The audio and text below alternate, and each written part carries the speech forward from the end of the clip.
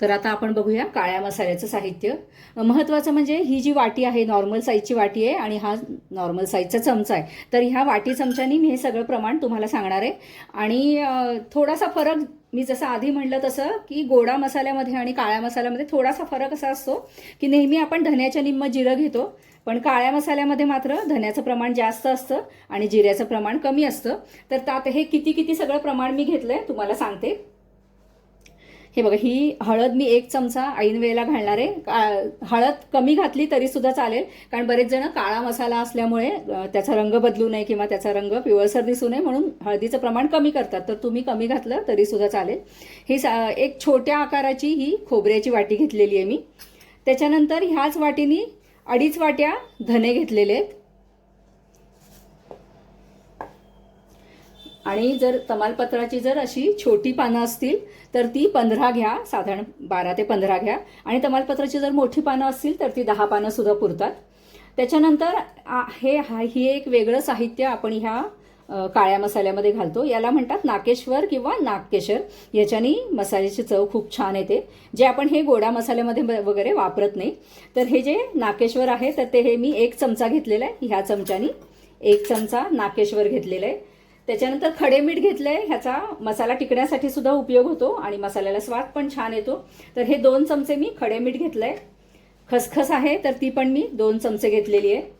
त्यानंतर काळा मसाल्यामध्ये मिरचीचं प्रमाण जास्त असतं, तर ज्या वाटीनी मी धने मोजले तर त्या वाटीनी साधारण सपाट वाटी किंवा 1 पाऊण वाटी असं म्हणू शकता तुम्ही. ह्या तिखट लाल मिरच्या आणि ह्या रंगाच्या काश्मीरी किंवा बॅडगी लाल मिरच्या आहेत. तर हे मी साधारण पाऊण किंवा 1 वाटी घेतलेलं आहे. थोडंसं कमी जास्त केलं तरी सुद्धा हरकत नाही. त्याच्यानंतर हे स्टार फूल आहे. हे जर मोठे असतील तर 2 पुरतात, पण हे छोटे आहेत त्याच्यामुळे मी 4 घेतलेले आहेत. लवंग आहेत तर ह्या 1 चमचा घ्यायच्या. लवंगाचं प्रमाण जास्त झालं तर तो मसाला स्ट्रॉंग लागतो, चवीला जास्त चांगला लागत नाही. तर 1 चमचा बरोबर मोजून लवंगा घेतलेले आहेत. 1.5 चमचा काळे मिरे घेतलेले आहेत. त्याच्यानंतर जायफळाचे छोटे छोटे असे 4 तुकडे मी घेतलेले आहेत. आणि 15 साधारण हे वेलदोडे घेतलेले आहेत मी. लहान साईज असेल तर थोडेसे जास्त घ्या.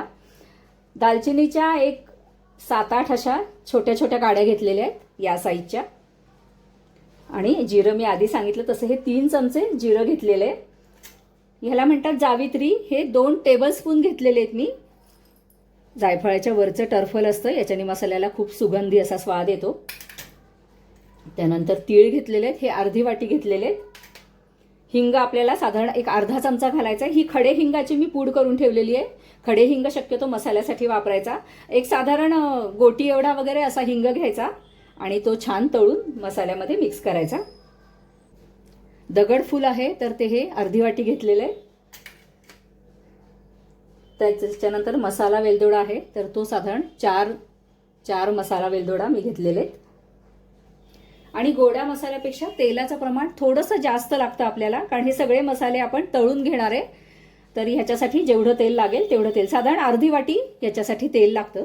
आणि ह्या सगळ्या मसाल्याचं वजन किती होतं किंवा किती झालं ते मी तुम्हाला सांगेन. एवढ्याच प्रमाणामध्ये काळा मसाला करून ठेवायचा, म्हणजे मग काय होतं त्याचा स्वाद आणि सुगंध टिकून राहतो. तर आता आपण हे सगळे मसाले भाजायला घेऊया. चांगली जाड बुडाची कढई घ्यायची. मोठी कढई घेतली मी, त्याच्या म्हणजे हलवायला मोकळं, हलवायला सोपं पडतं. आणि थोडासा गॅस मोठा केला तरी चालतो. कढई आधी छान तापवून घ्यायची आणि मग त्याच्यामध्ये हे धने घालूया. तेल घालतीये थोडं. तेल फार घालू नका, नाहीतर मिक्सरमध्ये धने बारीक करताना लवकर वाटले जात नाहीत. त्याच्यामुळे साधारण 1 अर्धा चमचा तेल घातलेलं आहे. आणि आता हे धने छान खमंग परतून घ्यायचे. आणि गोड्या मसाल्यापेक्षा धन्याचा रंग जरा जास्त बदलू द्यायचा, म्हणजे थोडासा डार्क होईपर्यंत हे आपल्याला धने भाजायचे, पण कंटिन्युअसली भाजायचे अजिबात. नुसताच काळा रंग येऊन चालणार नाही, मसाल्याची चव बिघडेल मग. आता तुम्हाला याच्यामध्ये थोडंसं तेल जास्त दिसत असेल, पण ह्याच्यातच मी जिरं घालणार आहे, मग ते तेलाचं प्रमाण बरोबर होईल. एक फरक असा आहे की गोड्या मसाल्यामध्ये किंवा कांदा लसणाच्या मसाल्यामध्ये पण आपण शहाजिरं घालतो, पण या काळ्या मसाल्यामध्ये मात्र शहाजिरं नाही घातली तरी सुद्धा चालतात. धन्यात ज्या बारीक काड्या असतात तर त्या काढायची गरज नाही. फार जाड जर एखादी काडी असेल तर ती तेवढी काढायची. धन्याचा रंग बदललेला आहे. आता ह्याच्यामध्येच मी जिरं घालतेय आणि जिऱ्याबरोबर सुद्धा आता धने अजून थोडा वेळ आपण भाजून घेणार आहे. मीडियमपेक्षा थोडाशा कमी गॅसवर मी साधारण एक 7 ते 8 मिनिटं धने भाजायला मला लागले. तुमची ज्योत किती लहान मोठी आहे बर्नरच्या साईजवर अवलंबून आहे. पण असा रंग बदललेपर्यंत छान धने भाजून घ्यायचे, म्हणजे मग मसाल्याला रंग छान येतो. काळ्या मसाल्याला जसं आवश्यक आहे तसा पुरेसा काळपट आपण धने आणि जिरं ही भाजलेली आहेत. आता ही काढून घ्यायची. याच्यापेक्षा जास्त काळपट करायचे नाही, नाहीतर मग मसाल्याचा स्वाद बिघडू शकतो. तर आता ही काढून घेते धने आणि जिरं. मिठामध्ये सुद्धा मॉइश्चर असतं, त्याच्यामुळे मसाल्यामध्ये घालताना मीठसुद्धा आधी छान कोरडं असं भाजून घ्यायचं आहे, नाहीतर मग मसाला खराब होऊ शकतो. तुम्ही याऐवजी खडे मीठ वापरलं तरीसुद्धा चालेल, पण मी असं म्हणेन की खडे मीठ जरी वापरलं तरी ते सुद्धा असं कढईमध्ये चांगलं कोरडं होईपर्यंत असं गरम करून घ्यायचं. पावसाळ्यामध्ये मीठ ओलसर असतं.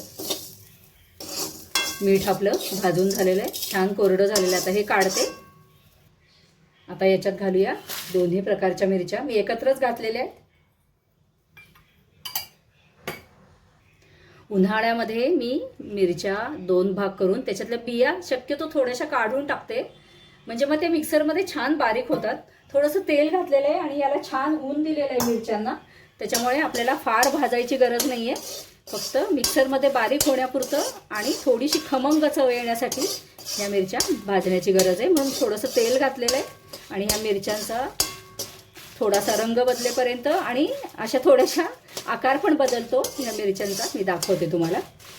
तर तोपर्यंत आपल्याला भाजून घ्यायचं आहे. मी जसं आधी म्हटलं तसं ह्या उन्हाळ्यामध्ये ह्या चांगल्या कडक ऊन दाखवलेल्या मिरच्या असल्यामुळे साधारण 5 मिनिटात ह्या मिरच्या भाजून होतील. आता हे सगळं मसाल्याचं साहित्य आपलं गार झालेलं आहे. तर सगळ्यात आधी आपल्याला धने मिक्सरमधनं काढून घ्यायचे.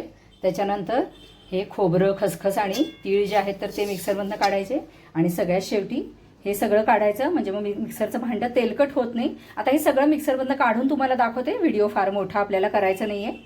हे सगळं वेगळं वेगळं मिक्सरमधनं काढून घेतलेलं आहे. आता हे आधी हाताने छान मिक्स करून घ्यायचं. हा मिक्स करून झाला आहे. आता आपण परत एकदा मिक्सरमध्ये एकत्र छान मिसळून घेऊया. एवढ्या प्रमाणामध्ये हा आपला असा छान मस्त वास येणारा, सुगंधी आणि तो वास टिकून राहणारा असा 400 ग्रॅम मसाला आपला तयार झालेला आहे. तर मंडळी, व्हिडिओ जर आवडला असेल तर लाईक करा, शेअर करा, सबस्क्राईब करा. कांदा लसूण न घालता सुद्धा हा काळा मसाला खूप छान लागतो. धन्यवाद.